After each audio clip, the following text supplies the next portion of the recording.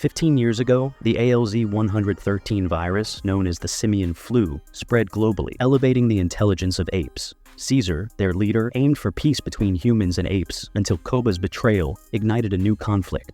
Currently, Caesar and his clan seek refuge in a command base in Muir Woods, while a relentless Special Forces colonel from Alpha Omega pursues them, plunging both species into all-out war. A squad of soldiers stealthily navigates through the woods with the help of an ape named Red, dubbed Donkey by the soldiers. Red and another ape aligned with Koba keep watch over the command base. The soldiers initiate their attack on the base, unleashing gunfire, but the apes swiftly retaliate with spears and mounted assaults, overwhelming the soldiers. Despite casualties, including Red and a few soldiers taken captive, Caesar opts to spare them, sending them back unharmed to convey the apes' commitment to peace. However, Red manages to break free from Winter's grasp and flees back to the camp. Blue Eyes, Caesar's son, reunites with his family in Maid Lake. Caesar is reunited with his wife Cornelia and youngest son Cornelius. Together, they plan to relocate the clan to a new home away from the woods. During the night, Colonel McCullough and Alpha Omega soldiers infiltrate the command base. In the ensuing confrontation, the soldiers are defeated, but McCullough fatally shoots Cornelia and Blue Eyes in an attempt to kill Caesar. Discovering his family dead, Caesar pursues McCullough, who escapes through a waterfall, severing the rope and leaving Caesar to fall. Caesar returns to the base and organizes a search for Cornelius, eventually finding him safe. He entrusts his son to Lake's care and sets off to confront McCullough, while the rest of the apes journey towards the desert in search of their new home. Accompanied by Maurice, Rocket, and Luca, Caesar encounters a military camp where they discover Winter, who has betrayed the apes to the humans. Interrogating Winter, Caesar learns of McCullough's plans to head towards a border. As the humans draw near, Caesar silences Winter and leaves him unconscious, determined to confront McCullough. At night, Caesar is haunted by a nightmare of Koba, bloodied and more menacing than ever, echoing his final words, "Ape, not kill ape." As the apes press onward, they encounter a lone man who attempts to harm them, prompting Caesar to act in self-defense. Inside the man's home, they discover a frightened little girl, later named Nova, lying in bed. Despite initial hesitation, Maurice offers her comfort with a doll. Nova, unable to speak, forms a connection with the apes. Though Caesar insists they cannot take her, Maurice feels compelled to protect her, unwilling to leave her alone in the aftermath of the encounter. As the apes and Nova traverse the snowy mountains, they come across the bodies of 3 soldiers, one clinging to life. Unable to communicate, the dying soldier mirrors Nova's speechlessness. Recognizing his inevitable fate, Caesar ends his suffering. Exploring further, the apes encounter a peculiar creature in a jacket pilfering a rifle and horse. The chase leads them to an abandoned building where they meet Bad Ape, a small ape capable of speech like Caesar. Bad Ape shares his backstory of life in a zoo pre-simian flu, earning his moniker from human taunts. Offering provisions labeled California Border, Bad Ape discloses their origin, a human zoo or quarantine camp. As the apes approach the military camp, they face an attack from a soldier, leading to Luca sacrificing himself to protect Caesar. Gravely wounded, Luca finds solace in having safeguarded his leader, even moving Nova to tears with his kindness. Caesar's companions mourn Luca's loss, highlighting the consequences of Caesar's desire to confront the colonel alone. Undeterred, Caesar ventures toward the camp alone at night, only to discover captured apes being forced into labor. Amidst the grim scene,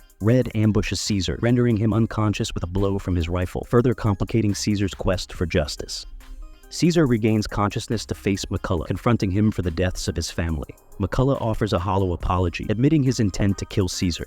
Forced into labor alongside his fellow apes, Caesar witnesses the suffering of his mate Lake and son Cornelius in a nearby cage. Despite Caesar's pleas, the apes endure starvation and dehydration while toiling to construct a wall. When one ape is unjustly punished by Red, Caesar intercedes, bearing the punishment himself. Despite Caesar's efforts to spare his clan further torment, McCullough remains unrelenting, resorting to violence to enforce his will. In the face of adversity, Lake and the other apes persevere, their determination fueled by their loyalty to Caesar. Red and Preacher escort Caesar, bound in chains, to McCullough's office. Caesar demands mercy for his fellow apes, but McCullough accuses him of lacking mercy himself, citing Caesar's initial intent to kill him. However, Caesar counters, highlighting his decision to spare McCullough's soldiers as an act of mercy. McCullough shares a grim revelation about his own son's fate, explaining the necessity of the wall and the impending threat facing his faction. As the captured apes receive provisions, Caesar is denied sustenance, left to grapple with haunting visions of Koba, urging him towards darkness. Meanwhile, Maurice, Rocket, Bad Ape, and Nova observe from a distance as Nova defies danger to offer Caesar sustenance and comfort. When soldiers approach, Rocket sacrifices himself to protect Nova, leading to his capture and Nova's treasured doll being stained with blood, emblematic of the escalating conflict. Maurice and Bad Ape devise a plan to infiltrate the camp through an underground tunnel, but their progress is halted by a water source that threatens to flood the passage. With quick thinking, they manage to seal off the area to prevent disaster. Meanwhile, Caesar and Rocket collaborate to rescue the captive ape children from the other cage. As Maurice and Bad Ape continue their underground journey, Rocket creates a distraction,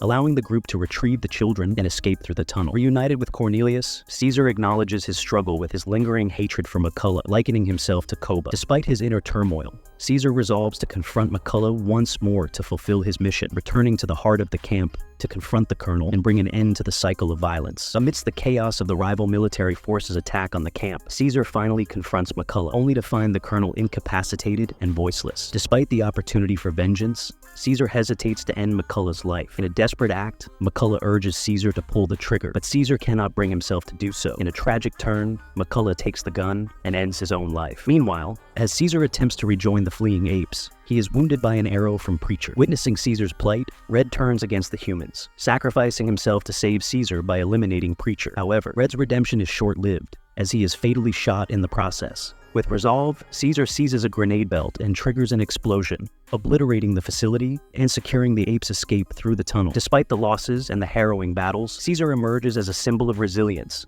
leading his fellow apes to freedom amidst the flames of destruction. As the avalanche descends, Caesar and the other apes climb to safety in the trees, escaping the destruction that engulfs the remaining soldiers. Continuing their journey, the apes, along with Nova, find solace in a new land where they can finally live in peace. Caesar and Maurice observe the joyous celebration of their newfound freedom, but Maurice notices Caesar's grievous wound from the arrow. Accepting his fate, Caesar entrusts Maurice with the protection of Cornelius, ensuring that his son will understand his legacy and the sacrifices made for their family. With a sense of closure, Caesar peacefully passes away, leaving behind a legacy of bravery and compassion that will forever live on in the hearts of his fellow apes. In the midst of a brutal conflict between Caesar's ape clan and the ruthless Colonel McCullough's military faction, Caesar suffers a devastating loss when his wife and eldest son are killed by the colonel. Driven by grief and a thirst for revenge, Caesar embarks on a mission with 3 loyal comrades to confront McCullough. Along their journey, the group encounters Maurice, a compassionate ape who takes in a mute girl named Nova. Their path also crosses with Bad Ape,